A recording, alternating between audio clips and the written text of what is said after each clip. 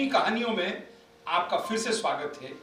अजय नारायण मुश्रान भारतीय सेना में 17 जून 1954 में इंडियन मिलिट्री एकेडमी में भर्ती हुए। आप एक अति प्रतिष्ठित कश्मीरी पंडित परिवार जो नरसिंहपुर में जबलपुर के पास मध्य प्रदेश में 4 पीढ़ियों से बस गया था, उनके एक ही होनहार सुपुत्र थे। आपने बचपन से ही अपने पिता, जो देश के जाने माने स्वतंत्रता सेनानी और किसानों के हितैषी, उन्हें काम करते देख आपके मन में हमेशा देश सेवा करने की इच्छा रही और उसी को पूरा करने के लिए आपने भारतीय सेना को ज्वाइन किया। आप जब कॉलेज में थे तब एनसीसी परेड 1952 में दिल्ली मध्य प्रदेश की ओर से कॉन्टिजेंट परेड में आए और आपको मध्य प्रदेश का बेस्ट एनसीसी कैडेट का पुरस्कार मिला। मैं उन खुश नसीबों में से हूं कि जिन्हें 1966 में best NCC cadet Madhya Pradesh का जो ट्रॉफी अजय मुश्रान को 1952 में मिली थी, मुझे मिली। मेरे साथ जो बेस्ट गर्ल कैडेट थी, उसका नाम था जया भादुड़ी, जो बन गई है जया बच्चन। कर्नल अजय मुश्रान बहुत ही लोकप्रिय और सफल सेना के अधिकारी थे और उनके साथ काम करने वाले कई अफसर बाद में फौज में जनरल तक बन गए। उन्हीं में से लेफ्टिनेंट जनरल गौतम मूर्ति, हमने उनसे गुजारिश की कि वो अपने पुराने बॉस कर्नल अजय मुश्रान के बारे में बातें बताएं। As the former Director General of the Ordnance Services and the former Senior Colonel Commandant of the Army Ordnance Corps, it is indeed an honor for me to say a few words about Colonel Ajay Narayan Mushran. He had a long and illustrious career and made his mark as a thorough professional.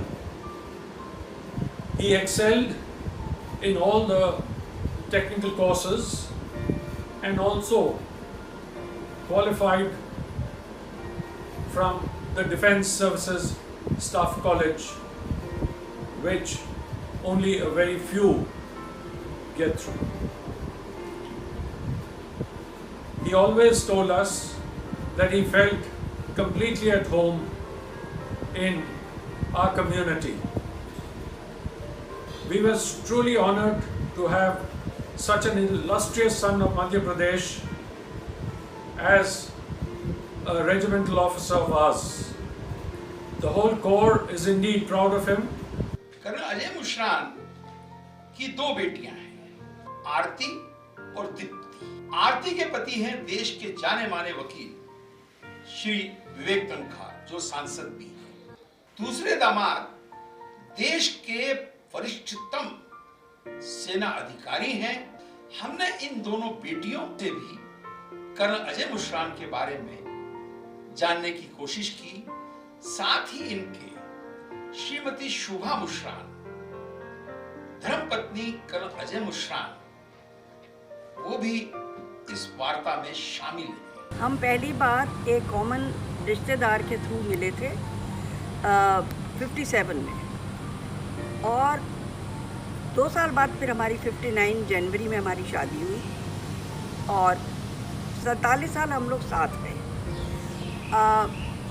पर थोड़ी सी मैं इनके बारे में ये बताना चाहती हूँ कि ये पिता का एज ए पिता, पति, भाई, बेटे, सबके संग बहुत अच्छे थे। इनके सबके रिलेशन, सबको बहुत प्यार करते थे, हर एक की बात सुनते थे, चाहे वो दादा दादी हों चाहे कोई भी हो।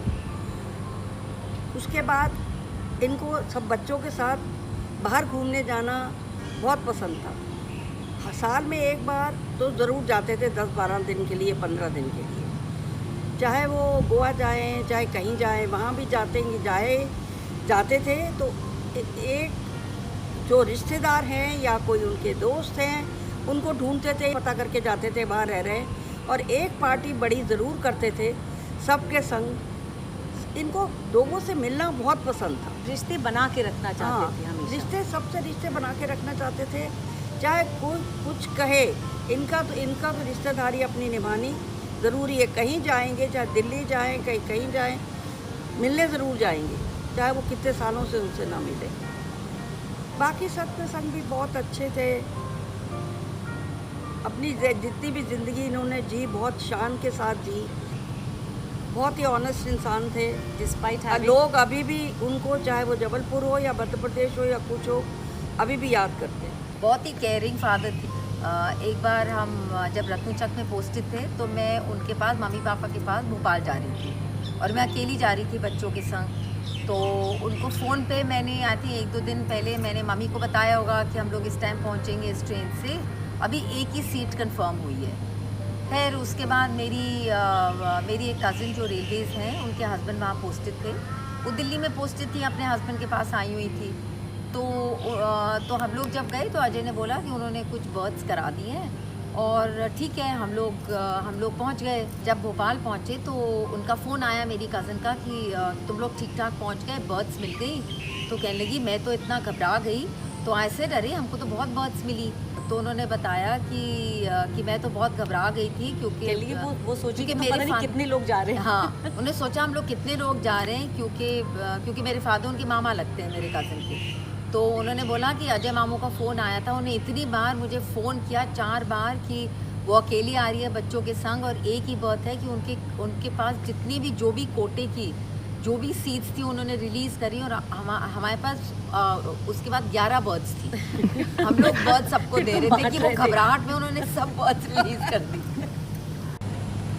डॉक्टर साहब ने जब बोला कि पापा के बारे में कुछ पुरानी यादें ताज़ा करें, तो एक बड़ा कन्फ्यूजन सा था, असमंजस था कि मैं उनके बारे में क्या बताऊं, क्या नहीं बताऊं, because he lived life king size and वो लिटरली उन्होंने ज़िंदगी के एक एक पल वो जीते थे, वो कभी पास्ट में नहीं रहते थे। And he too always say never dwell in the past, तो हमेशा वो प्रेजेंट में जिए और उसको बहुत खुशी और एक एक पल जिए।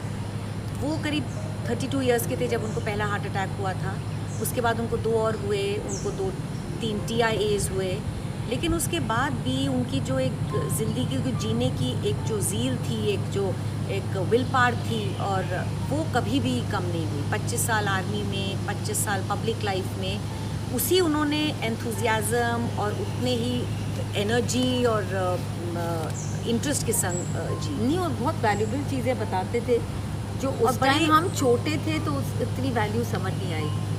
अब जब हम बड़े हुए हैं तो अब समझ आता है कि जो वो बोलते थे कि हर बात वाज लाइक सोने की गिन्नी।